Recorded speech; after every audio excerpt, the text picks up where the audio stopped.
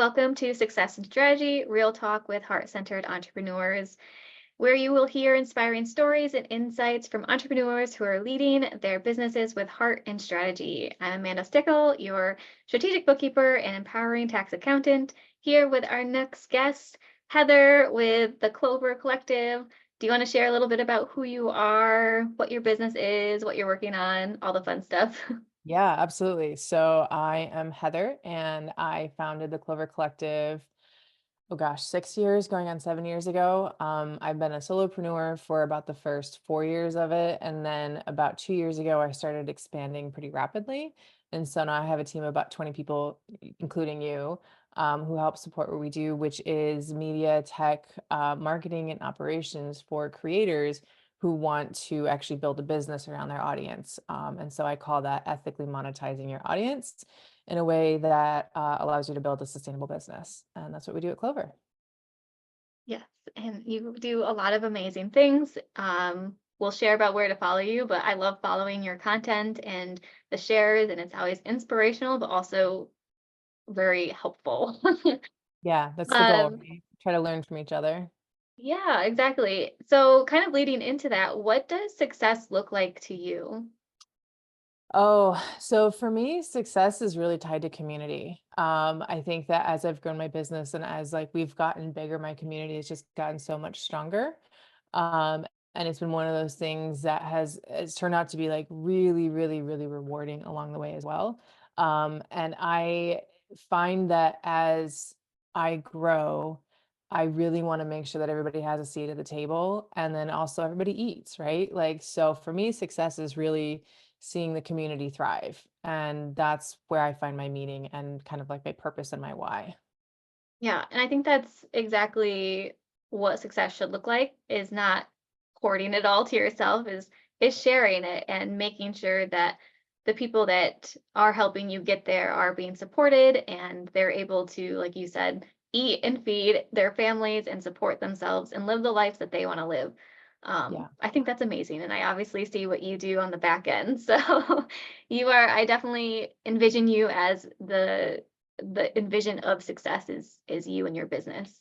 Thank you. I appreciate that. It's been a long journey and I make jokes about how like I'm a professional failure because like the only thing that got me here was realistically the resiliency of failure. I failed more doing this in my business than I have anything else. So yeah, community and then also the back end of that is failure and just kind of being willing to pick yourself up and keep moving. Yeah. Like what's that? There's like a phrase, like there's no such thing as failure. It's just learning what doesn't work for you and finding Right. going in that next taking that next step Right, and not right, exactly. stopping. Yeah, exactly. Got to keep going. Exactly. Yeah. And Yeah. I think that that's a great lead way into my next question is what do you feel has made the most significant impact in getting your business to where it is today?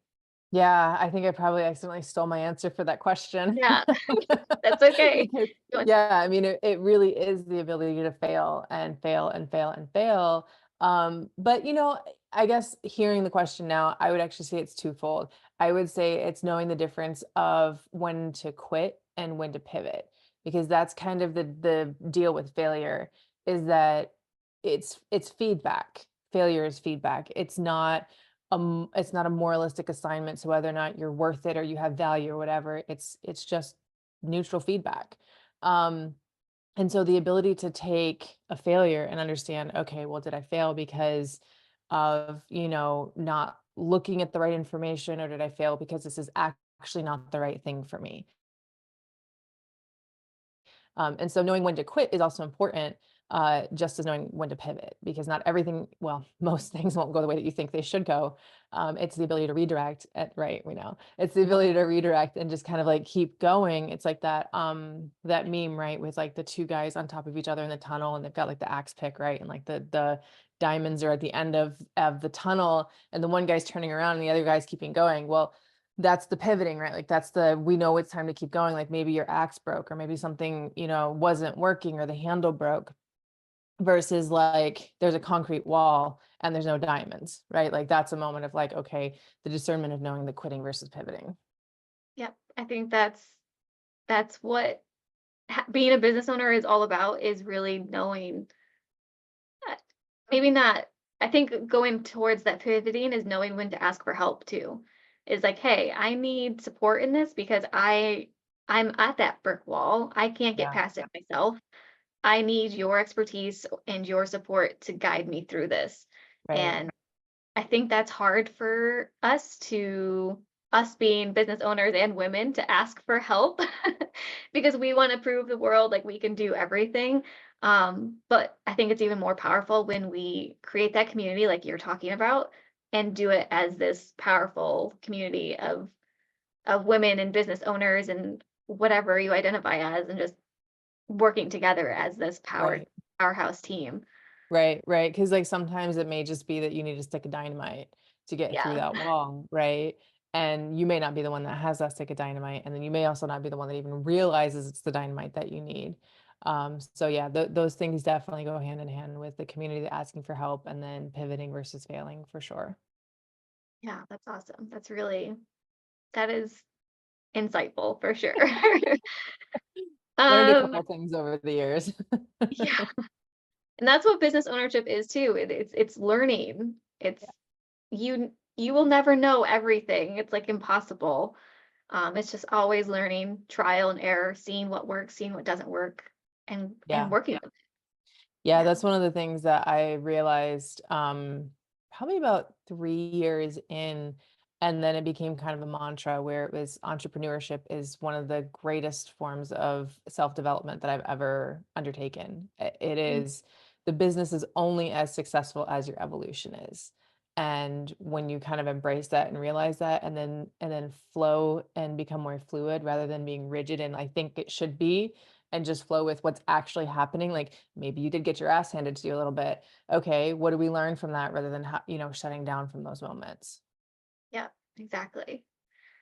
So pivoting slightly to the Yeah, finance side of it, how yeah, impactful has understanding your finances been for your business growth? So on top of the team and the yeah. community and the failure and the pivoting, how's the finances tied into that?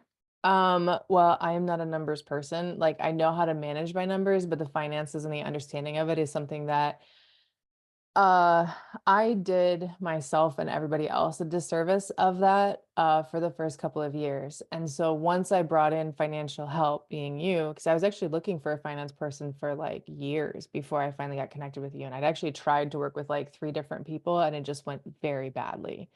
And so my managing of my finances prior to you was I wasn't. And then when you came and joined in, feel like I'm taking probably from another question that we have coming too. But when you came and joined in, I was able to actually let go and put those resources towards something else because I had somebody who could explain the numbers to me and say, okay, this is what this actually means. And I know this then allows me to go ahead and make like another hire or another two or pay myself this or go into this type of a tax formation, right? Like I really I think frankly the business grew significantly once I had that financial support because I knew it could. And prior to that, I was always kind of a little scared to like, is it really there? Like, is it actually happening? Like, I don't know. I feel like it is, but I don't know for sure. And I'm a data person, which is funny, right? Because I'm not a numbers person, but I'm a data They're person. different things. Right? Like people don't get that. Like the money part of it is different than the data part of it. But data is a huge part of my role in what I do, not just for myself, but for my clients. And so I had data to inform me, and I actually was a lot more confident in being able to make those moves that previously I was like, I just feel like this is the right move, and that's uncomfortable for me because of being such a data-driven person. Yeah, and um, I think it's common to be nervous or scared to find a finance person because I remember we talked initially, and then it took about a year, I think, Yeah, for you to come back and be like, "I tried this. It's not yeah, working. Can you yeah, please help yeah, me? I'm ready. Let's just do it." yeah, it was one of those moments of, like, how much is it costing me by not creating space for this, and I don't even wanna call you an expense because you're not really an expense, you're just part of my operating costs. So it was that realization of, like, I pay for software, why wouldn't I pay for financial help too? Like, I pay for vendors, I pay for contractors, I pay for freelancers, like, this is a part of my operating cost, and so kind of coming at it from that angle allowed me to, not be so concerned about what was going out, because I had experienced a couple of like financial dips and, peaks and valleys and things like that. But then also too, like the planning that we were doing was allowing me to anticipate some of those dips and valleys and things. And so it just kind of got a lot more smooth. And then again, just the space that it created in my mind of like the burden of business is big. And so anything that you can do to kind of peel back layers of the extra crap that you have to do all the time is, I feel like there's not even a proper numeric value that you can put on that. It just creates space for me to then go do what I'm great at, which is, client acquisition and managing a team and building a business and that kind of stuff, right? I don't excel in the financial aspect of it. So I give it away freely. Yeah. And it's been great watching your business grow and develop ever since we started working together. And I definitely feel privileged to be a part of your team because you do build such a great community of people. Um, and you mentioned like ebbs and flows of finances, and I think that's important to normalize. Like it's not always peaks, like that's Sure. impossible. Yeah. It's finding that foundation, creating that Yeah. foundation, and then being able to, withstand those ebbs, Yeah. um, be able to plan for it, like you mentioned. Yeah. And it's it it's always going to be a little bit scary when it comes to business ownership and those ebbs, those down times, but it helps to have that support and that guidance and the planning processes involved in that. So that way Yeah. it's not completely unexpected and Sure. unprepared for. Yeah. Yeah, I feel like I have a lot fewer surprises these days. Like I know when I'm coming up on a dip.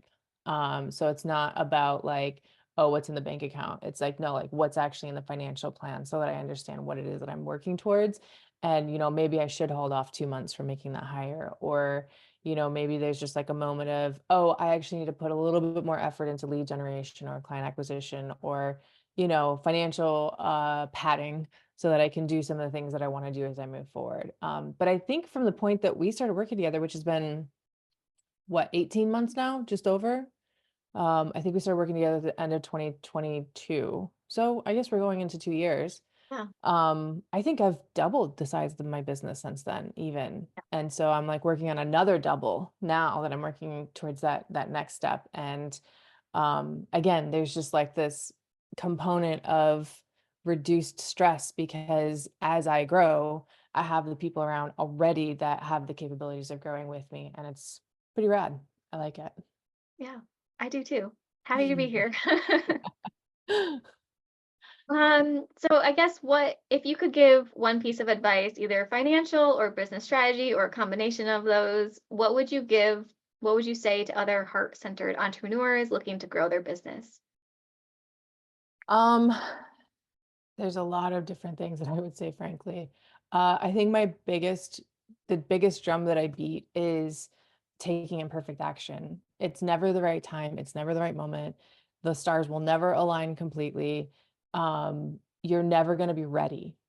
And there's this hang up that we get of feeling like we need to know step 10 before we take step one. And realistically, you many times have to take step one before you can see step two, three, four, five, right? But the ground always appears.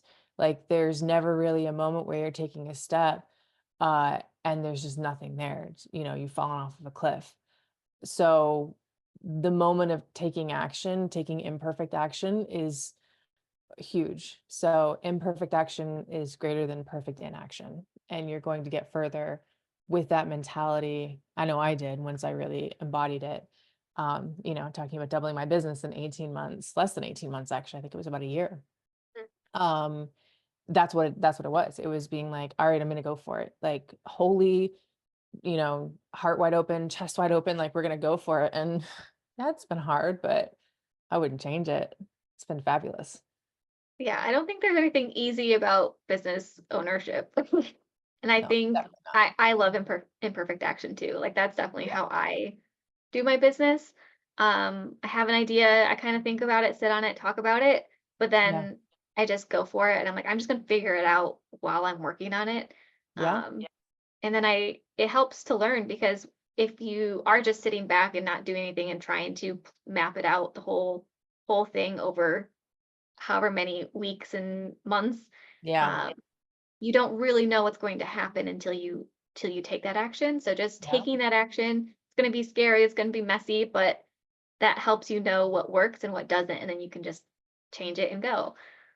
Yeah. So yeah, I definitely preach that to um, my coaching, well, not my coaching, my consulting clients Yeah. that come onto calls and they're talking about things and kind of nervous, and that's why I'm there to kind of empower and boost them up and be like, you've got this. Like this Yeah. is we have this simple plan right here. Just go for it. And Yeah, not just the absolutely. band. So it's just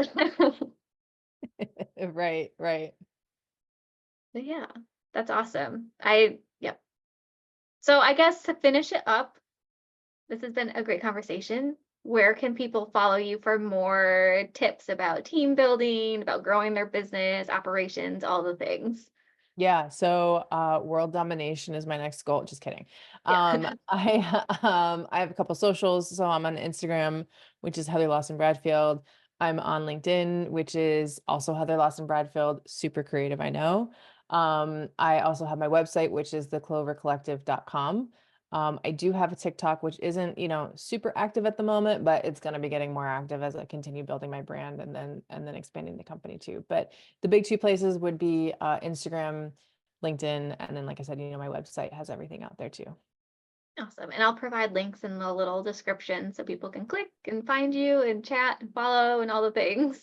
Appreciate that. This has been awesome. I thank you so much for having me on here and having this conversation. It's like my favorite topics of conversation, frankly. Yeah, and I think it's great to share our stories because I think a lot of business owners in general, like we kind of stick in our minds and think that Yeah, we're the only ones thinking or feeling these things. And when we talk to other people and hear their stories and get their insights, we're like, oh, I do know that. I can do that. I have been doing that. I am doing better than I realized. right, And I right. think, There's the validation component of yeah, the community, right? So like when you're sitting here and you're like, I feel like I'm completely effing this up. And then you kind of get that feedback of like, actually, maybe you're not. Like maybe this is just part of the experience, and that, you have to build the skills to be able to move through the situation because it's just new. Like we don't come out knowing how to walk and run. Like we have to figure out how to hold our neck up first. And so exactly. the community that gives you kind of that support and camaraderie, and sometimes commiseration, depending on what it is that's happening, is invaluable. So yeah, this is awesome. I'm really glad to be a part of it. Well, thank you so much for joining. And if anybody watching would like to be a guest, feel free to comment below and let me know. And feel free to like, share, and subscribe to see our next guest and follow all the other previous guests. And thank you guys so much for joining Success and Strategy Real Talk with Heart Centered Entrepreneurs. Till next time.